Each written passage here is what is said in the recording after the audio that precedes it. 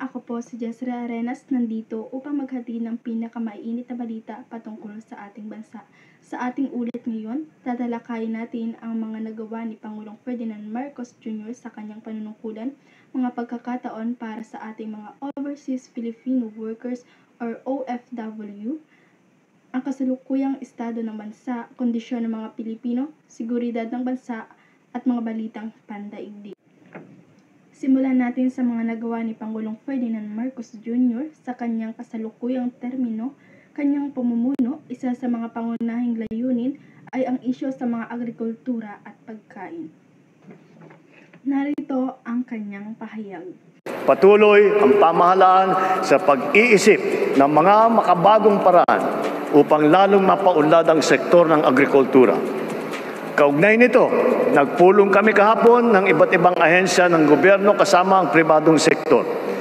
Dito nagmungkahi ng mga hakbang na paramihin pa ang ating mga seedling nursery na sa buong bansa para mapaigting pa natin ang pagtatanim ng mga gulay at bigas.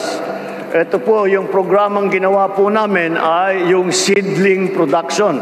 Para po ang ating mga magsasaka ay ang kanilang ginagamit na variety na itatanim, hindi lamang na palay, kundi pati na ang mga gulay, yung pinakamaganda at sapat na hindi na tayo nag-i-import. Nag-i-import pa tayo ng mga seedling, dapat kayang-kaya naman natin gawin dito sa Pilipinas. Kaya't yan po ang ating bagong programa para Naipasa rin ang mga batas na naglalayong paigtingin ang digital infrastructure at suporta para sa mga maliliit na negosyo. Para sa ating mga Overseas Filipino Workers, may mga bagong pagkakataon na nagbukas. Kasama ang inisyatiba ng gobyerno ay mga programang nagbibigay proteksyon at tulong pangkabuhayan. Ilan sa mga grupo ng OFW ang nananawagan na maibigay ang sustainable economic opportunity sa mga umuuwing OFW at palakasin ang reintegration program na inilaan ng gobyerno para sa mga OFW.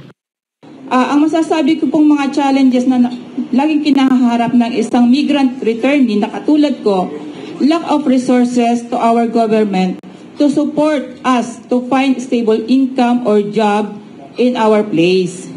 In our government, especially po, by filing the livelihood assistance, they ask too much requirement. Ang ilalim ng Department of Migrant Workers, pinabilis ang proseso para sa mga OFW upang makapag-apply ng ayuda at makakuha ng impormasyon sa kanilang karapatan sa ibang bansa. Ngayon, tingnan natin ang estado ng ekonomiya ng Pilipinas. Sa kabila ng mga hamon, nakitang unti-unting bumabangon ang ekonomiya na nagtala sa positibong paglago. Tinatayang lalago sa 5.8% ang ekonomiya ng Pilipinas sa 2024. Ito ang forecast ng multilateral lender na World Bank sa ekonomiya ng bansa dahil sa patuloy na pagbagal sa inflation rate. Noong Nobyembre, iniulat ng Philippine Statistics Authority na naitala ang inflation rate sa 4.1%, mas mabagal pa sa 4.9% na datos noong Oktubre. Sa 5.8% na economic growth forecast ng World Bank, mas mabilis pa ito sa 5.6% na growth projection nila sa Pilipinas ngayong taon. Paliwanag ni World Bank Senior Economist Ralph Van Doorn, magandang balita ang pagbagal ng inflation rate at nakikita nila na malapit na nitong maabot ang 2 to 4% na target ng Bangko Sentral ng Pilipinas sa gobyerno. Nakikita rin nilang ang economic growth ng Pilipinas ay pangungunahan ng household consumption. Sa nagdaang taon, nagkaroon ng pagtaas ng foreign direct investments at mas maraming trabaho ang nalikha. Ngunit may mga isyu pa rin kinakaharap gaya ng inflation at unemployment. Ngunit, paano naman ang kalagayan ng mga Pilipino sa kabila ng magandang balita? Patuloy pa rin ang hamon ng mataas na presyo ng bilihin na nagtutulak sa maraming pamilya na magtipid. Posibleng tumaas ang presyo ng bigas. Yan ang babala ng isang agriculture group dahil sa presyuhan sa international market. Season pagdating sa anihan, inaasahan naman ang muling pagtaas ng presyo ng ilang grocery items ngayong taon. Nagpapatrol, Jervis Manahan. Panibagong taas presyo sa bigas ang sumalubong sa bagong taon na rice retailer na si Mang Ramon.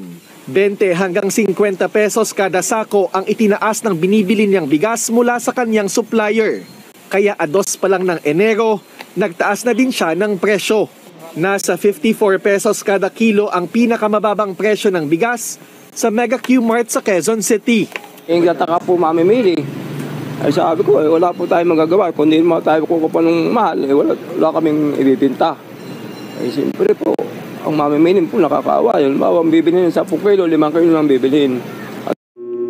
Maraming mamamayan ang umaasa na ang hakbang ng gobyerno ay tunay na makatutulong sa kanilang pang-araw-araw na pamumuhay. Pagdating naman sa pambansang seguridad, patuloy ang gobyerno sa pag-aalaga ng seguridad ng mga Pilipino laban sa mga banta, lokal man ito o banyaga.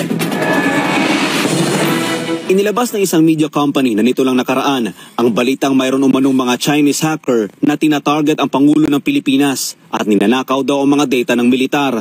Ito umano isang Chinese state-sponsored hackers na tinatarget ang executive branch ng Pilipinas at kinukuha ang mga sensitibong impormasyon bilang bahagi daw ng kanilang matagal ng kampanya. Nakasaad din sa nasabing ulat ng naturang atake ay natuklasan daw ng mga hindi pa nakikilalang mga cybersecurity experts ngunit hindi umano otorisado ang mga ito na magsalita. Nagbigay naman ng pahayag ang Armed Forces of the Philippines. Kasama na rito ang mga hakbang laban sa terorismo at sa mga bagong batas para sa cybersecurity. Narito naman ang ilang mga pahayag patungkol sa ibang bansa. Nagsisiksikan na ang mga pasyente sa dami ng tinamaan ng respiratory illness sa China.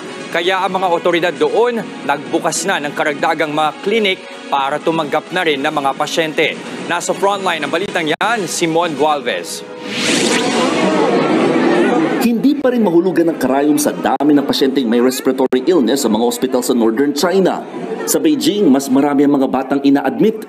Puro may mataas na lagnat, sore throat, ubo o kaya ay sipon. Ang ilan, binibigyan na rin ng oxygen mask dahil hirap huminga. Hindi naglalabas na eksaktong datos ng China kung gaano karami ang mga nagkakasakit. Pero ramdam ang outbreak dahil punuan na ang ilang ospital. Dahil dito, inatasan na ng Chinese authorities sa pagbubukas ng karagdagang mga klinik para tumanggap din ng mga pasyente. Sabi ng National Health Commission ng China, puro mga ordinaryong virus at bakterya ang sanhi ng hawahan. Numero 1 raw sa rason ng pagdami ng mga nagkakasakit ang Mycoplasma pneumoniae na isang uri ng...